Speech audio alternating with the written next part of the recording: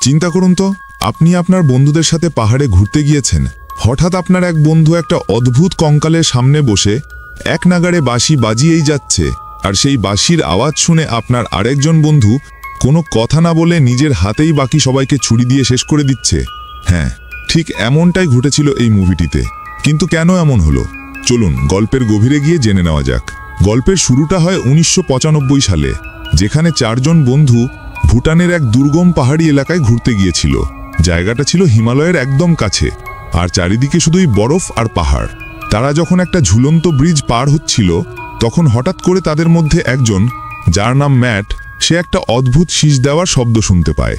কিন্তু অবাক করার বিষয় হলো তার বাকি তিন বন্ধু কিন্তু কোনো শব্দই শুনতে পাচ্ছিল না।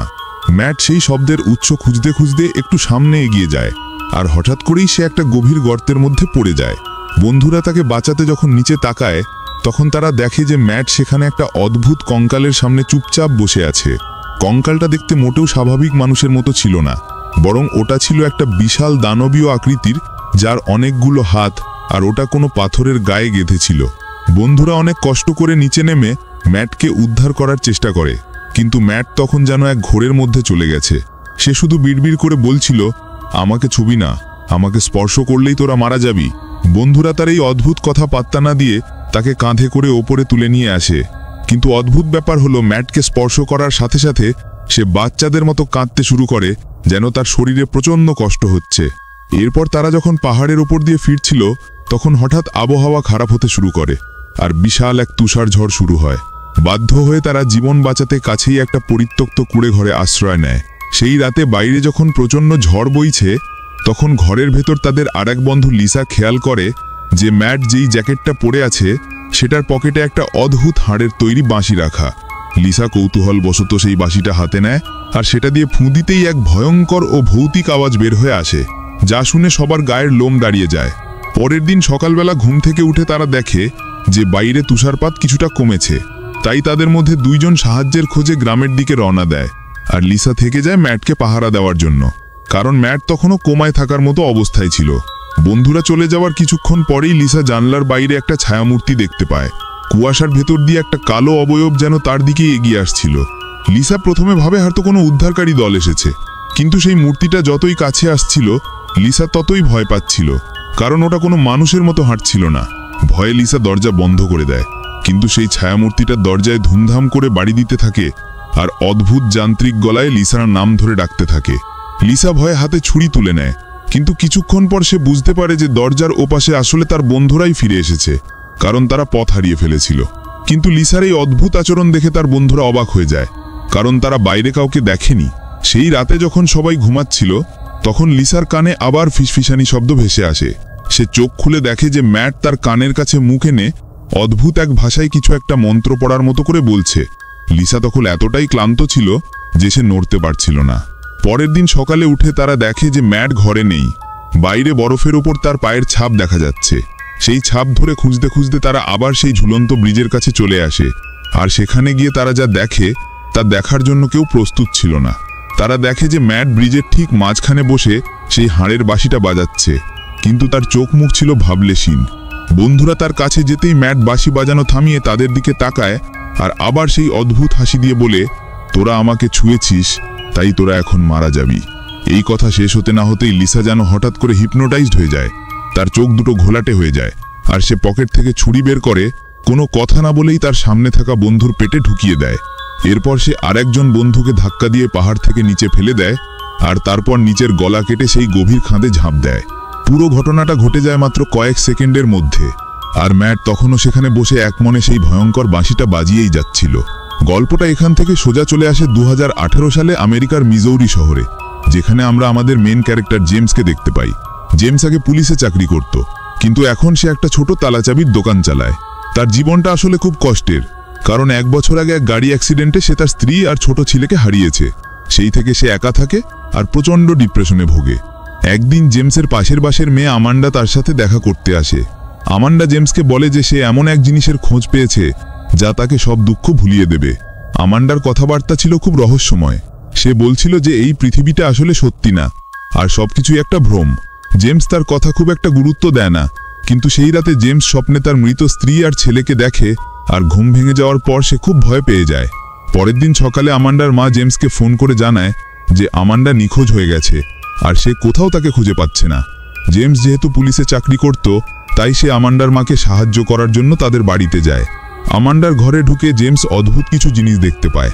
তার ঘরের দেওয়ালে একটা কালো রঙের পোস্টার লাগানো ছিল, আর বাথরুমের আয়নায় রক্ত দিয়ে লেখা ছিল, দ্য এমটি ম্যান আমাকে এটা করতে বাধ্য করেছে।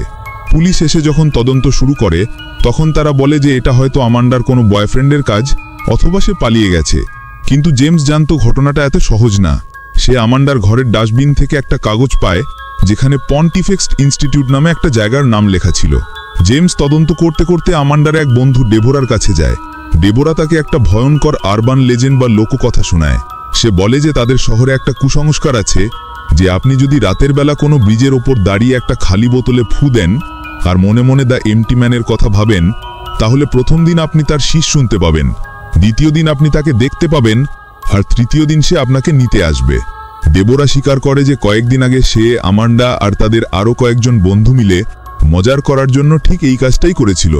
তারা ব্রিজের ওপর দাঁড়িয়ে বোতলে ফুঁ দিয়েছিল, আর তারপর থেকেই তাদের সাথে অদ্ভুত সব ঘটনা শুরু করে। জেমস প্রথমে এসব বিশ্বাস করতে চায় না, কিন্তু সে যখন তদন্তের খাতিরে সেই ব্রিজের নিচে যায়, তখন সে সেখানে আমান্ডার সেই বন্ধুদের ঝুলন্ত লাশ দেখতে পায়। দৃশ্যটা ছিল হাড়হিম করা, কারণ তারা সবাই একই রশিতে ঝুলে আত্মহত্যা করেছিল, আর তাদের লাশের পাশে লেখা ছিল, দ্য এমটি ম্যান আমাদের আদেশ দিয়েছে। এই ঘটনা দেখার পর জেমস বুঝতে পারে যে সে খুব বড় কোনো বিপদে জড়িয়ে গেছে। এরপর জেমস নিজে পরীক্ষা করার জন্য সেই ব্রিজের ওপর দাঁড়িয়ে একটা বোতলে ফুঁ দেয়, আর সাথে সাথে সে বাতাসের মধ্যে সেই হাড় কাঁপানো শীষ শুনতে পায়, যেটা আমরা মুভির শুরুতে শুনেছিলাম। তার মানে এখন জেমসের হাতেও আর মাত্র 3 দিন সময় আছে। তদন্ত করতে করতে জেমস সেই পন্টিফেক্স ইনস্টিটিউটে গিয়ে পৌঁছায়। বাইরে থেকে এটাকে সাধারণ একটা অফিস মনে হলেও ভেতরে ঢুকে জেমস বুঝতে পারে এটা আসলে একটা কাল্ট বা গোপন ধর্মান্ধ গোষ্ঠী। এই কাল্টের লিডার আর্থার পার্সন্সের সাথে জেমসের দেখা হয়। আর্থার তাকে অদ্ভুত সব কথা বলে। সে বলে যে এই পৃথিবীটা একটা মিথ্যে জায়গা, আর আমরা যা দেখি তা আসলে আমাদের মনের কল্পনা। তারা বিশ্বাস করে যে যদি অনেক মানুষ মিলে কোনো একটা নির্দিষ্ট জিনিসের কথা খুব গভীরভাবে চিন্তা করে, তাহলে সেই জিনিসটা বাস্তবে রূপ নিতে পারে। এটাকে তারা বলে তুলপা বা মনের সৃষ্টি। জেমস এই পাগলামি সহ্য করতে না পেরে সেখান থেকে চলে আসে, কিন্তু সে লুকিয়ে তাদের একটা গোপন কেবিনে ঢুকে পড়ে। সেই কেবিনের ভেতর সে অনেকগুলো ফাইল দেখতে পায়। সেখানে আমান্ডা, ডেভোরা আর তাদের সব বন্ধুদের নামে আলাদা আলাদা ফাইল ছিল। মানে এই কাল্ট অনেক আগে থেকেই তাদের ওপর নজর রাখছিল। কিন্তু জেমসের রক্ত ঠান্ডা হয়ে যায় যখন সে সেখানে নিজের নামেও একটা ফাইল দেখতে পায়। ফাইলের ওপর লেখা ছিল প্রজেক্ট ম্যানিফেস্টেশন বা বাস্তবায়ন প্রকল্প, কিন্তু ফাইলটার ভেতরটা ছিল একদম খালি। সেই রাতে জেমস জঙ্গলের ভেতর ওই কাল্টের সদস্যদের একটা গোপন রিচুয়াল বা পূজা করতে দেখে। তারা আগুনের চারপাশে গোল হয়ে ঘুরছিল আর অদ্ভুত ভাষায় মন্ত্র পড়ছিল।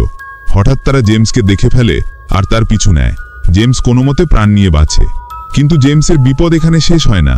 সে হ্যালুসিনেশন দেখতে শুরু করে। সে দেখে যে তার মৃত স্ত্রী আর ছেলে তার সামনে দাঁড়িয়ে আছে, আবার কখনো সে দেখে সেই অদ্ভুত ছায়ামূর্তিটা তার পিছু নিয়েছে। সে বুঝতে পারে যে আমান্ডা নিশ্চয়ই কোনো হাসপাতালে আছে, কারণ কাল্টের লোকেরা তাকে বলেছিল যে তাদের একজন বিশেষ সদস্য হাসপাতালে ভর্তি আছে। জেমস সেই হাসপাতালে যায়, আর সেখানে গিয়ে সে যা দেখে তা তার পায়ের নিচের মাটি সরিয়ে দেয়। সে দেখে যে হাসপাতালের বেডে শুয়ে আছে মুভির শুরুর সেই ম্যাট। হ্যাঁ, 1995 সালের সেই যুবক ম্যাট এখন বৃদ্ধ হয়ে গেছে আর কোমায় আছে, আর তার পাশেই বসে আছে আমান্ডা। আমান্ডা জেমসকে দেখে একটু অবাক হয় না। জেমসকে আসল সত্যটা বলে দেয়, যা শুনে আপনার মাথা ঘুরে যাবে। আমান্ডা বলে, জেমস, তুমি আসলে কোনো মানুষ নও, তুমি হলে তুলপা। জেমস বিশ্বাস করতে চায় না। সে চিৎকার করে বলে, এটা অসম্ভব, আমার স্ত্রী ছিল, সন্তান ছিল, আমার একটা অতীত আছে। তখন আমান্ডা তাকে মনে করিয়ে দেয় যে জেমস কি কখনো তার ছোটবেলার কথা মনে করতে পারে? জেমস কি তার বিয়ের তারিখ বা ছেলের জন্মদিনের কথা স্পষ্টভাবে মনে করতে পারে? জেমস হঠাৎ খেয়াল করে যে তার স্মৃতিগুলো খুব অস্পষ্ট, যেন কেউ তাকে এই স্মৃতিগুলো জোর করে দিয়েছে। আমান্ডা বুঝিয়ে বলে যে 1995 সালে ম্যাট যখন ওই গুহায় কঙ্কালটাকে ছুঁয়েছিল, তখন ওই কঙ্কালের ভেতর থাকা প্রাচীন এক অশুভ শক্তি বা এন্টিটি ম্যাটের শরীরে প্রবেশ করেছিল। এতদিন ম্যাট সেই শক্তিটাকে ধারণ করে রেখেছিল, কিন্তু এখন ম্যাটের বয়স হয়েছে, তার শরীর নষ্ট হয়ে যাচ্ছে। তাই সেই এন্টিটির নতুন একটা শক্তিশালী শরীরের প্রয়োজন। আর সেই জন্যই এই কাল্টের হাজার হাজার সদস্য মিলে তাদের মনের শক্তি দিয়ে জেমসকে জেমসের জন্ম হয়েছে মাত্র 3 দিন আগে। তার স্ত্রী, সন্তান, তার অতীত সবই আসলে এই কাল্টের সদস্যদের তৈরি একটা স্ক্রিপ্ট বা গল্প, তারা জেমসকে এমনভাবে ডিজাইন করেছে যাতে তার জীবনটা দুঃখে ভরা থাকে, কারণ এই এন্টিটি বা শয়তান শুধুমাত্র এমন শরীরেই প্রবেশ করতে পারে যে ভেতর থেকে পুরোপুরি ভেঙে পড়েছে এবং যার হারানোর আর কিছু নেই। এই ভয়ঙ্কর সত্যটা মেনে নিতে না পেরে জেমস পাগলের মতো হাসপাতাল থেকে বেরিয়ে নিজের বাড়ির দিকে দৌড়ে দেয়। সে প্রমাণ করতে চায় যে সে সত্যি, কিন্তু বাড়িতে ঢুকে সে দেখে যে তার ঘরটা একদম ফাঁকা। সেখানে কোনো আসবাবপত্র নেই, দেওয়ালে কোনো ছবি নেই, যেন এই বাড়িতে কেউ কখনো বসবাসই করেনি। তখন জেমসের মনে পড়ে যে সে যখনই তার স্ত্রীর কথা মনে করত তখন সে সব সময় একই দৃশ্য দেখত। আসলে ওটা কোনো স্মৃতি ছিল না, ওটা ছিল তার ব্রেনে সেট করে দেওয়া একটা লুপ। এই চরম সত্যের মুখোমুখি হয়ে জেমসের মানসিক অবস্থা পুরোপুরি ভেঙে পড়ে। সে বুঝতে পারে যে সে আসলে একটা বানানো পুতুল ছাড়া আর কিছু না। ঠিক তখনই তার চারপাশের পরিবেশ বদলে যায়, আর সে নিজেকে আবার সেই 1995 সালের ভুটানের গুহার ভেতরে আবিষ্কার করে।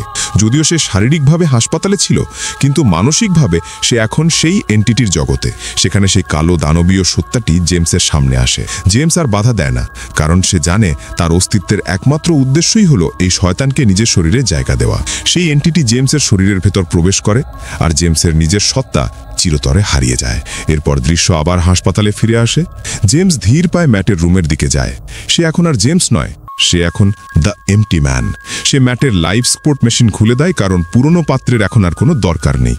ম্যাট মারা যায়, আর জেমস যখন করিডর দিয়ে হেঁটে আসছিল তখন হাসপাতালের সমস্ত ডাক্তার, নার্স আর রোগীরা, যারা আসলে ওই কাল্টের সদস্য ছিল, সবাই জেমসের সামনে করে সম্মান জানায়। তারা তাদের নতুন কে পেয়ে গেছে। জেমসের চোখ দুটো ছিল একদম অনুভূতিহীন আর ঠান্ডা। সে এখন এই পৃথিবীর বুকে হেঁটে বেড়ানো এক জীবন্ত ধ্বংসলীলা, আর এভাবেই সিনেমার শেষ হয় এক ভয়ঙ্কর সমাপ্তির মাধ্যমে। তো বন্ধুরা, মুভিটা এখানেই শেষ, কিন্তু ভিডিওটা শেষ করার আগে একটা অত্যন্ত গুরুত্বপূর্ণ কথা বলতে চাই, যা একজন মুসলিম হিসেবে আমাদের সবার মনে রাখা জরুরি। এই মুভিতে দেখানো হয়েছে যে মানুষ বা কোনো কাল তাদের চিন্তা শক্তি দিয়ে নতুন প্রাণ বা সত্তা সৃষ্টি করতে পারে, কিন্তু আমরা সবাই জানি এটা সম্পূর্ণ গাঁজাখড়ি এবং ভ্রান্ত ধারণা। ইসলামী আকীদা অনুযায়ী আসমান জমিন এবং এর মধ্যে যা কিছু আছে তার একমাত্র স্রষ্টা মহান আল্লাহ তাআলা। আল্লাহ ছাড়া কোনো মানুষ বা জিন কারো সৃষ্টি করার বিন্দুমাত্র ক্ষমতা নেই। মুভিতে যা দেখলেন সেটা শুধুই একটা কাল্পনিক গল্প এবং ওই শয়তানি কাল্টের বিশ্বাস, যা শিরকের অন্তর্ভুক্ত। তাই আমরা এই ভিডিওটা শুধু বিনোদনের জন্যই দেখব, কিন্তু মনে প্রাণে বিশ্বাস রাখবো যে আমাদের জীবন, মৃত্যু এবং সৃষ্টির মালিক একমাত্র আল্লাহ। আশা করি বিষয়টা বুঝতে পেরেছেন। ভিডিওটা ভালো লাগলে লাইক দিন আর সাবস্ক্রাইব করে পরের গল্পের জন্য তৈরি থাকুন। আল্লাহ হাফেজ।